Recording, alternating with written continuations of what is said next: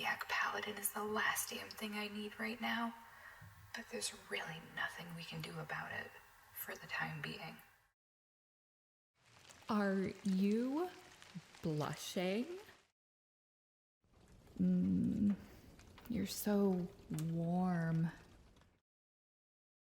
You haven't exactly been the most dutiful of paladins, so you must have previously been held in extremely high regard to still be so blessed. No, I'm not telling you which ruler my father is. Got tired of waiting, eh, Paladin? No matter. This is Atenara, the cleric who's going to give back that which you've lost.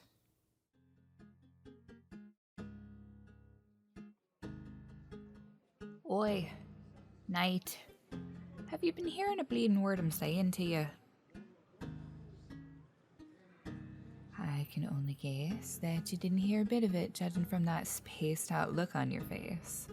So, let me repeat myself again, as that's clearly my favorite thing to do. That war between the sorceresses was nearly 50 years past, Paladin. And from what you've told me, it felt like naught but a blink ago to you. As an elf, 50 years is but a drop in the bucket. But to a human, you should be an aged hobbling man with a staff to lean on, as you'd be over 70 years old.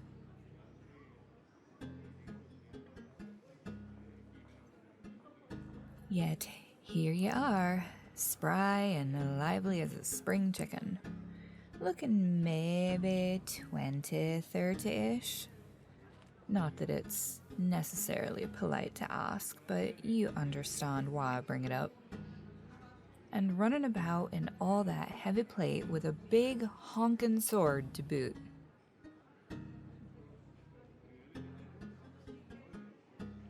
Aye, magic does strange and terrible things.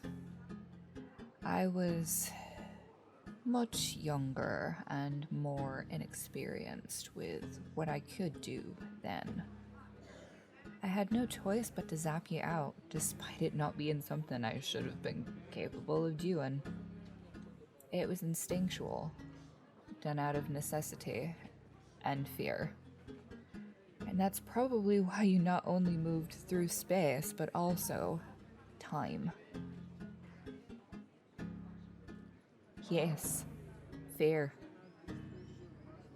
Do you not recall how much of a force of nature you were on that battlefield?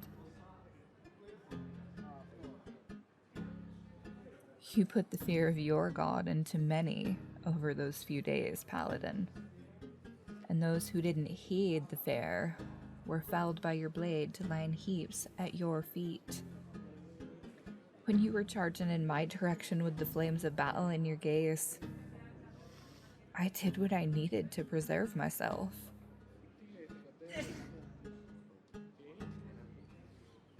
No, I don't think it matters which side you were on, as both sides ultimately had heavy losses.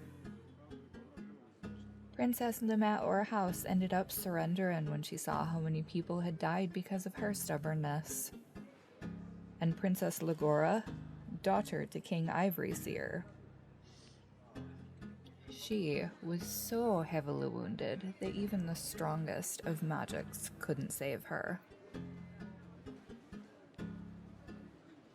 They buried her prideful ass as though she were a hero, just days before her enemy was married to her father. 𝚤𝚤𝚢's send-off was a big to-do. Should have been posthumously tried for bloody war crimes and buried in an unmarked grave, if you ask me.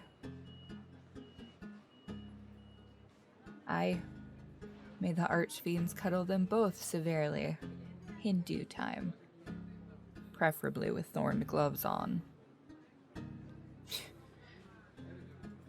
If anyone told you that I, Minerva, was a nice person, They were sorely mistaken and flat out lied to you, knight. Lied to you as much as that cleric who gave you back your memories and tried to conceal the rest.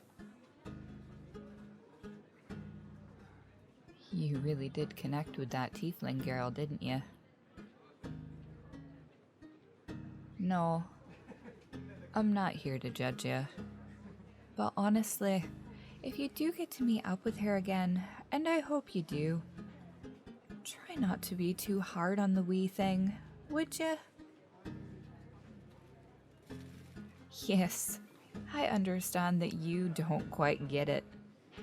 Believe me, I can see it all over your face. You've got it in your head that she meant to grift you somehow. And mayhaps, in the beginning, she did mean to. But from what you've told me, and from the letter she left you, that poor creature fell for you just as hard as, if not harder than, you did. She worried for your virtue, you daft fool. A woman forged in the 9 hells, and a paladin. Come on now. That's just a recipe for disaster, no matter which way you slice it. She knew if she stayed, you'd potentially give up what you worked so hard to attain.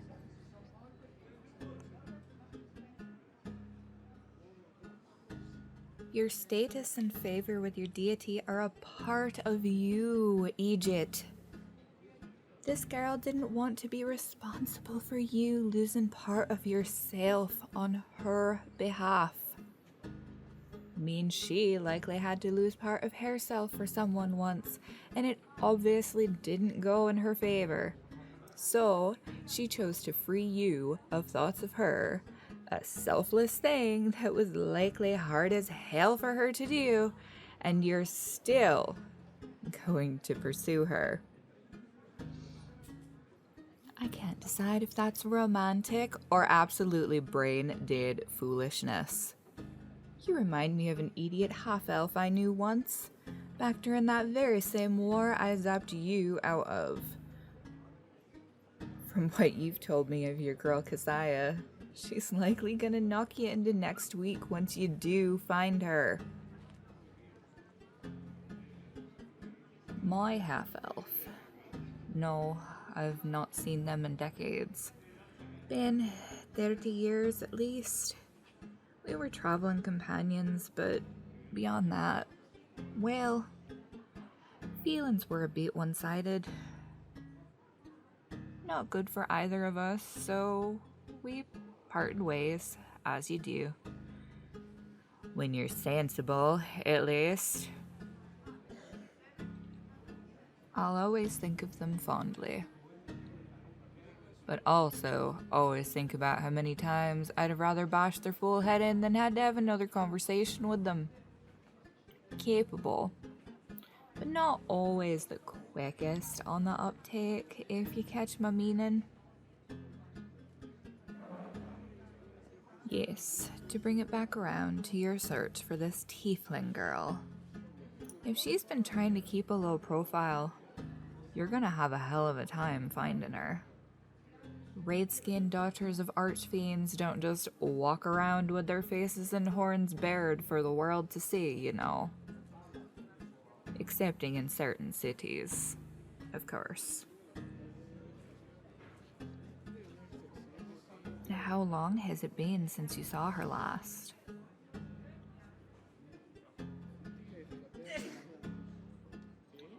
Nearly half a year now, eh? That's unfortunate.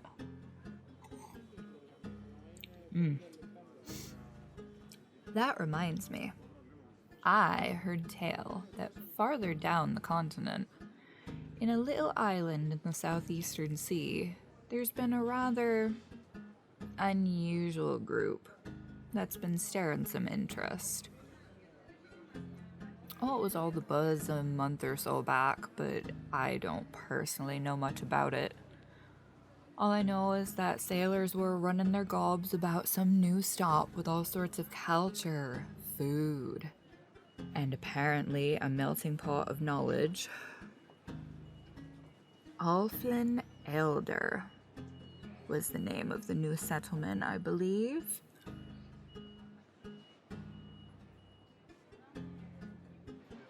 It was a few days' journey from here that I heard about it. Little seaside town with a tavern in it. What was the name of that damned place? Naga and something.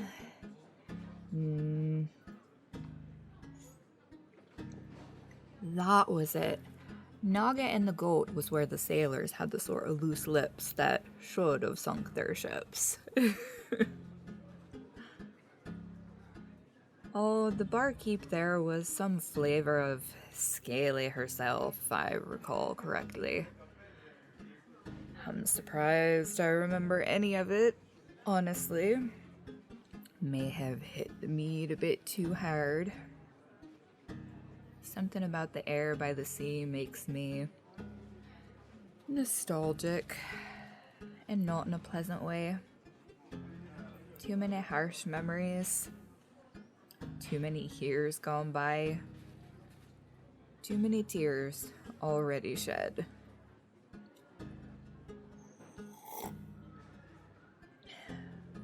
But, regardless, now you've got something to go on.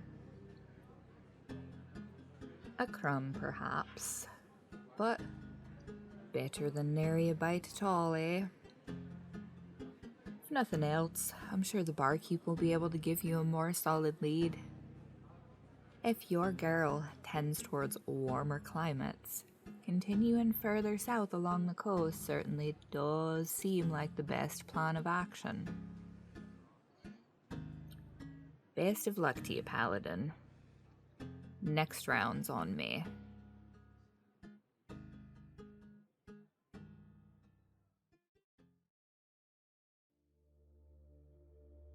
Hey everyone, Randy here from Darkchild Audio. Thank you so much for listening. I hope that you all enjoyed the first installment of Season 2 of The Tale of Kessiah. As you may have noticed, it is featuring an appearance by a now much older version of Minerva, the grumpy elf girl from a previous audio that I did. I will eventually be continuing that storyline as well, so you get the whole wrap-up of what went down during the Sorceress War. So that's a little bit of lore crossover interaction going on for you. I'm not sure how much of that there will be overall across all of the different storylines I've got going right now, but we shall see.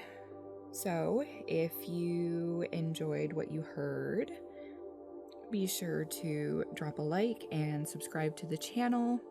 If you are interested in more content from me, I do have a Patreon page starting as low as $5 a month for extended spicy versions of audios and extra audio things, primarily other things that I've written that wouldn't necessarily make the cut for the censorship here on the YT.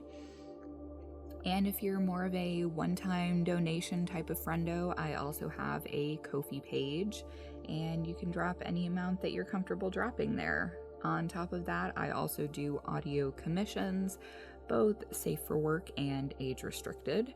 So feel free to check out all of those links. They'll be in the description box below the video.